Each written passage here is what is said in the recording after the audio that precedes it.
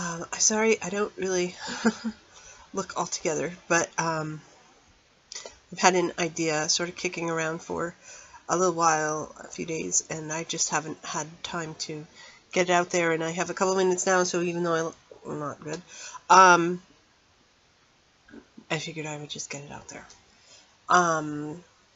before I sort of forget what I'm trying to say, which is this.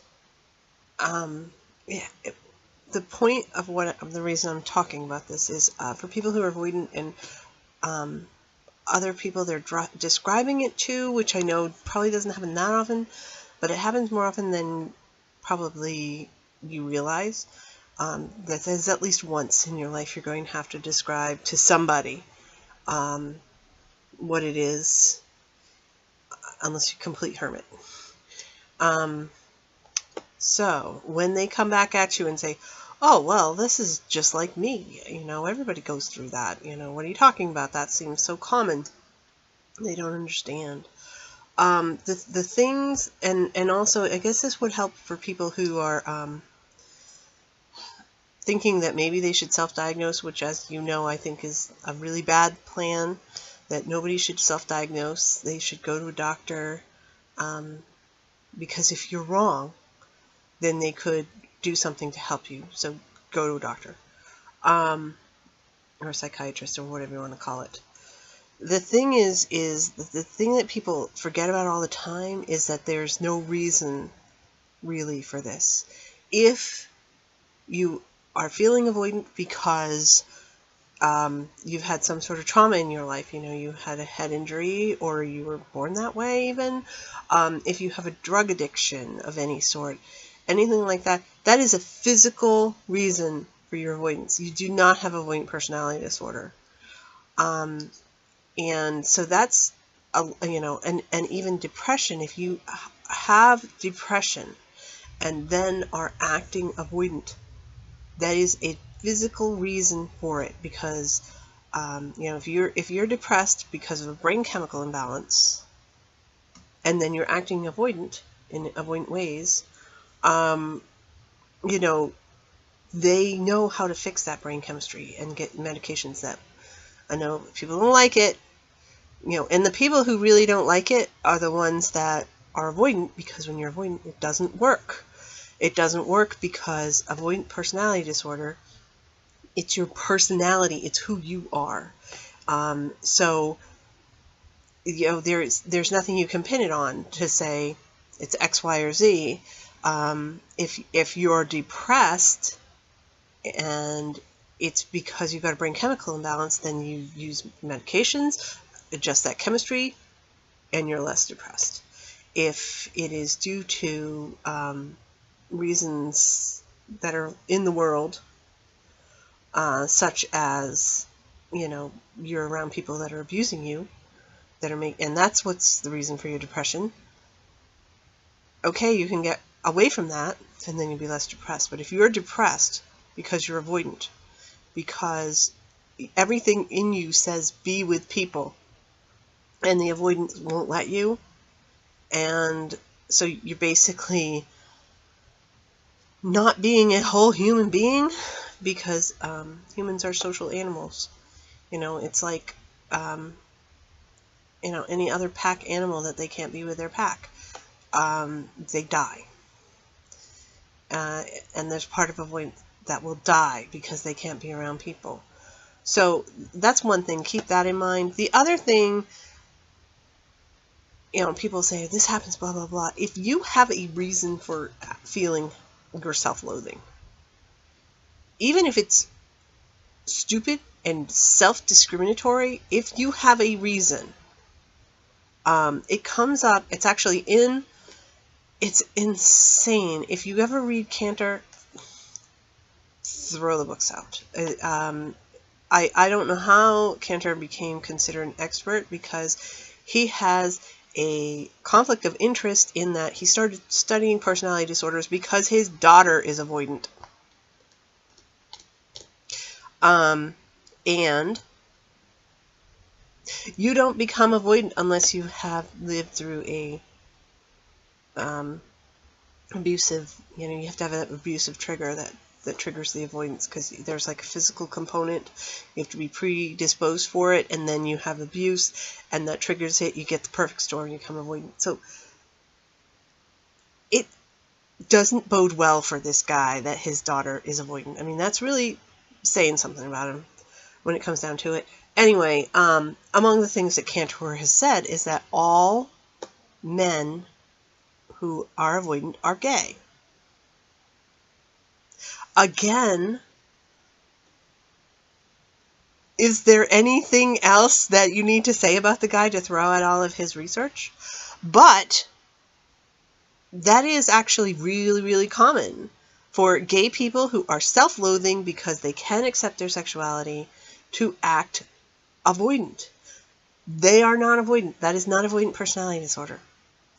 There's a reason. It's just, it might be totally false. It might be completely stupid. That there is no reason for somebody to be self-loathing because they are gay. But if you are self-loathing because you are gay, if you are self-loathing because you suck at school, if you are self-loathing because of something that's real, something that you have done and you're ashamed of yourself, that's not avoidant. That is shame. And that is a completely different matter entirely. And again, therapy will help that you can come to grips with whatever it is that you're ashamed of yourself for, but it's not avoidance. And so when people say, oh yeah, blah, blah, then you can point that out. That is not avoidance. And the other thing is, and this is huge, is that if you have standards for yourself that are unreachable and that you would never inflict on somebody else, it's similar to putting somebody on a pedestal, but sort of the inverse. Like, you're on the pedestal, except you can never actually get to the top. It's not a positive pedestal, it's a negative pedestal. Or maybe, you're in like a pedestal in the ground, and then you're way down at the bottom, and you've got to somehow get yourself out of that hole. And everybody else is on the level ground. If you would never judge somebody else the way you judge yourself, if you would just say, okay, yeah, that's normal, and about yourself, you are hating yourself to death, if you would never ever conceive of judging somebody else for your behavior, and it's something you can't tolerate about yourself, you can be compassionate about other people and not compassionate about yourself for the exact same things, that is avoidance. There's no reason for that. That's crazy. I mean, I'm sorry, shouldn't use that term, but seriously, and I recognize this in myself, I understand this, and it's a big, huge, massive paradox. How is it that I can be sympathetic for somebody else that has exactly the same whatever that I have, that they had a rough life or whatever, they had, I hear stories of somebody else. I mean, I hear stories of other avoidants, and I'm like, oh, you poor thing, and I don't mean that in like the condescending way. I mean, seriously, I feel for these people unbelievably, and yet I can't accept it when they feel for me, and they think, they're very dismissive of me, saying, oh my gosh, that really was bad, and I feel so bad for you, and I really wish that hadn't happened, and you're strong for getting through that. And they look at me like, you cracked? And yet, I mean, well, a lot of them have sibling situations where they're not able to really, that's part of the thing, because divide and conquer when the parents, one of the reasons that people become avoidant is, the parents treat the kids differently. But a lot of them, they look back and they're like, when they get rid of the resentment that the other child was treated better than they are, they're like, oh man, I know, even though maybe they didn't get the full brunt of their parental abuse, they're like, oh, I just feel so bad for that little kid that had to live through that. If they think about that, about their siblings, even in a small amount, and they can't do it for themselves, that's avoidance. There it is. So I don't know how this is helping. other than the recognizing. And again, people like to confront you about, oh, well, it's not that bad. Oh, it's, yeah. And then you feel like you have to defend yourself, and then you feel like you have to explain it, and then you really start talking about, this is exactly what it's like to live like you, and then they feel bad, and then you feel bad because you're talking about the stuff and disclosing way too much, and then you feel bad because you made somebody else feel bad because you're describing the things that you went through. So rather than you go through that whole big cycle, explain to them that the difference that they're not picking up on, usually, this is what people that are self-diagnosing, and these are people when you're trying to explain it, is that they don't get the part that all this stuff that's going on, there's no reason for it.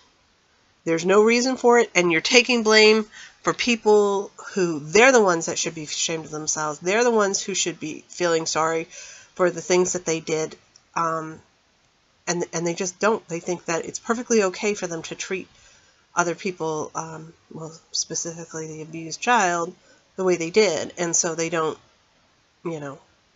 anybody else would be like, oh man, those parents, but, or whoever it is, but for an avoidant person, even though logically this, I've got to say though, it did take me a long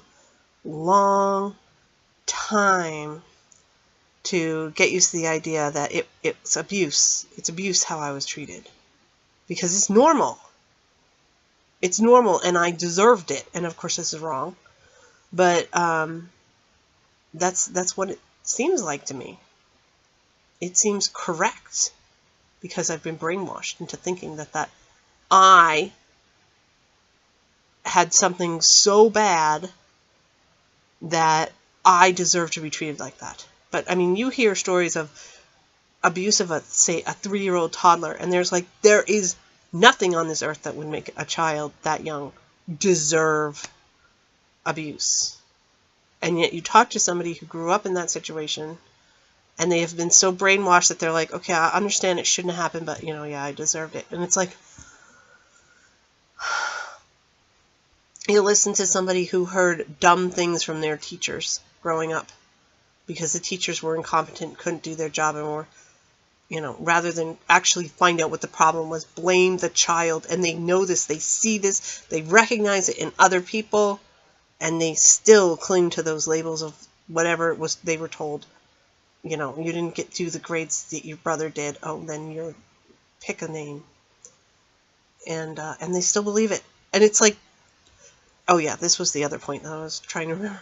If you can look at something, your achievements, and I know that word probably sticks in your craw, but something that you have done, and then you can see if somebody else has done it, you celebrate it. You're like, wow, that's amazing that you got to do that. That's great. But then in yourself, I could tell you stories of stuff that I've done that would be like, wow, I can't believe you did that. For general population, wow, I can't believe you did that. And what I look at it is, I'm like, okay, well, first of all, if I could do it, that means anybody can do it. It's no big deal. 1, and 2, yeah, but you know what? I still don't have any relationships. So what? Big deal that I did X, Y, or Z. Does not matter. It doesn't matter because I'm still not worthy. That is avoidant thinking.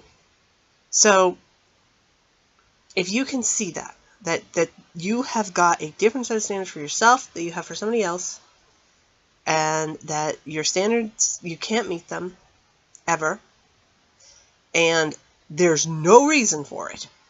It's not like you're ashamed of yourself because you were, you did terrible things when you were a teenager or something like that. That's a different thing. That's a different thing from avoidance. So that's how, if somebody is pushing you and trying to make you explain, okay, well, what's the big deal about that? Then that's how you can describe it. You don't need to go into details about, because